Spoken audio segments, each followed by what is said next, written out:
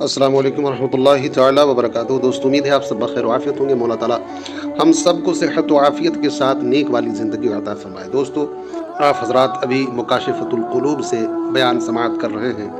عنوان ہے حقوق والدین اور صلہ رحمی، جس کے تسلسل میں ایک نئی ویڈیو کے ساتھ پھر میں حاضر خدمت ہوں۔ مولا تعالیٰ سے دعا ہے مولا تعالیٰ ہمیں کہنے سننے سے زیادہ عمل کی توفیق عطا فرمائے۔ حضرت ابو ہریرہ رضی اللہ تعالی عنہ حضور صلی اللہ علیہ وسلم کی احادیث سنا رہے تھے۔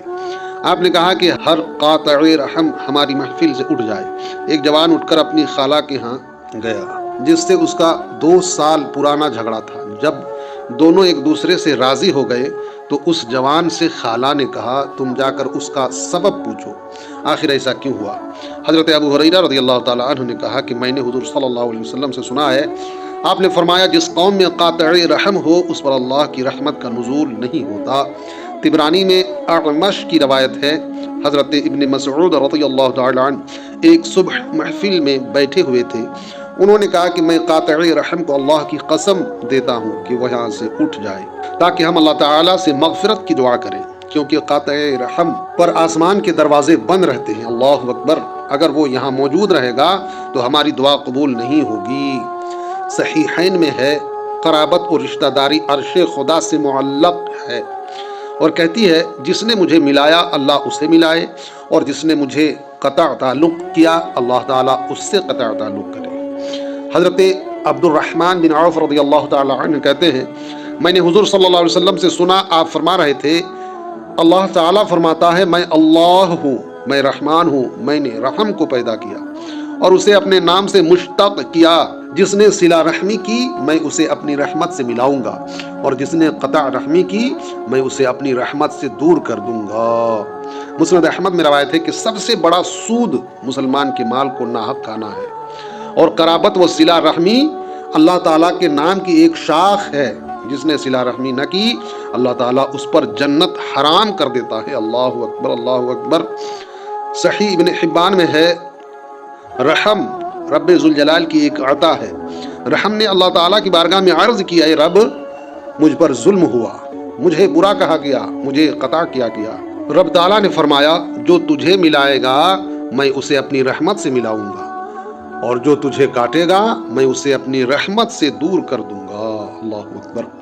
بزار نے روایت کی ہے، رحم، قرابت و رشتہ داری عرش خدا سے چمٹی ہوئی عرض کرتی ہے، اے اللہ، جس نے مجھے ملایا تو اسے ملا، اور جس نے مجھے کاٹا تو اس سے تعلق منقطع فرمایا۔ رب تعالیٰ نے فرمایا، میں نے تیرا نام اپنے نام رحمان اور رحیم سے مشتق کیا ہے۔ جس نے تجھے ملایا میں اسے اپنی رحمت سے ملاؤں گا، اور جس نے تجھ سے تعلق منقطع کیا میں اس سے رحمت کو منقطع کر لوں گا۔ اللہ اکبر، اللہ اکبر۔ بزار کی روایت ہے، 3 چیزیں عرش خدا سے لٹکی ہوئی ہیں۔ قرابت کہتی ہے، اے اللہ، میں تیرے ساتھ ہوں، کبھی تجھ سے جدا نہ ہوں گی۔ امانت کہتی ہے، اے اللہ، میں تیرے ساتھ ہوں، میں تیری رحمت سے کبھی جدا نہ ہوں گی۔ نعمت کہتی ہے، اے اللہ، میں تیری رحمت سے جدائی نہیں چاہتی، میرا انکار نہ کیا جائے۔ صحیحین میں حضور صلی اللہ علیہ وسلم نے فرمایا، جو شخص اللہ اور قیامت پر ایمان رکھتا ہے وہ اپنے مہمان کی عزت کرے، صلہ رحمی کرے اور اچھے بات کرے یا چپ رہے۔ ایک اور روایت ہے، جو شخص طویل عمر اور فراخی رزق کی تمنا رکھتا ہے اسے چاہیے کہ وہ صلہ رحمی کرے۔ حضرت ابو ہریرہ رضی اللہ تعالی عنہ سے مروی ہے، میں نے رسول اکرم صلی اللہ علیہ وسلم کو فرماتے سنا، جو شخص فراخی رزق اور عمر طویل کو پسند کرتا ہے وہ صلہ رحمی کرے۔ سبحان اللہ۔ مزید فرمایا، اپنا نسب یاد کرو تاکہ رشتہ داروں کو پہچان سکو، اس لیے کہ رشتہ داروں سے میل ملاپ میں خاندان کی محبت بڑھتی ہے، مال و دولت زیادہ ہوتی ہے اور عمر لمبی اور طویل ہو جاتی ہے۔ بزار اور حاکم کی روایت ہے کہ جو شخص یہ تمنا رکھتا ہے کہ اس کی عمر طویل ہو، رزق میں کشادگی ہو اور بری موت سے بچ جائے، وہ اللہ سے ڈرے اور صلہ رحمی کرے۔ حاکم اور بزار کی روایت ہے، فرمان نبوی ہے، تورات میں مرقوم ہے کہ جو عمر طویل اور زیادتی رزق کا خواہش مند ہو وہ صلہ رحمی کرے۔ سبحان اللہ۔ ابو یعلا نے بنو خشعم کے ایک شخص سے روایت کی ہے، اس نے کہا، میں حضور صلی اللہ علیہ وسلم کی خدمت میں حاضر ہوا، آپ اس وقت صحابہ کرام کے ساتھ تشریف فرما تھے۔ میں نے پوچھا، آپ نے رسول خدا ہونے کا دعویٰ کیا ہے؟ آپ نے فرمایا، ہاں۔ میں نے پوچھا، اے نبی اللہ، مجھے بتائیے کہ کون سا عمل اللہ تعالیٰ کو زیادہ پسند ہے؟ آپ نے فرمایا، اللہ کے ساتھ ایمان لانا۔ میں نے پوچھا، پھر؟ फरमाया सिला रहमी। मैंने पूछा और कौन सा अमल अल्लाह ताला को सबसे ज्यादा नापसंद है? आपने फरमाया अल्लाह ताला के साथ किसी को शरीक ठहराना। मैंने पूछा उसके बाद? फरमाया क़ता रहमी। मैंने पूछा फिर? आपने फरमाया बुराइयों की तरगीब देना और नेकी से रोकना। अल्लाह अकबर। बुखारी और मुस्लिम की रवायत है कि हुजूर सल्लल्लाहु अलैहि वसल्लम ऊँटनी पर सवार सहाबा किराम के साथ सफर में जा रहे थे।